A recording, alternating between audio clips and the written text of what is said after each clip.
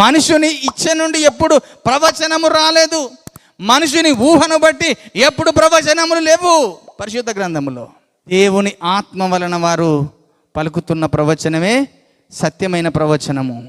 ఆ సత్యమైన ప్రవచనం ఎప్పుడు పలికినా ఆ ప్రవచనం ఏ విధంగా ఉండాలి అనంటే, నీకు క్షేమాభివృద్ధి కలుగజేసే విధంగా ఉండాలి, నీకు ఆదరణ కలుగజేసే విధంగా ఉండాలి, నిన్ను హెచ్చరిక చేసే విధంగా ఉండాలి.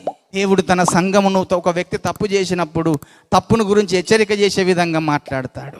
నువ్వు ఆత్మీయ జీవితంలో తప్పిపోయినప్పుడు నిన్ను మళ్ళీ తిరిగి తన సన్నిధికి తీసుకెళ్ళడానికి ఆయన హెచ్చరిక చేసి మాట్లాడతాడు.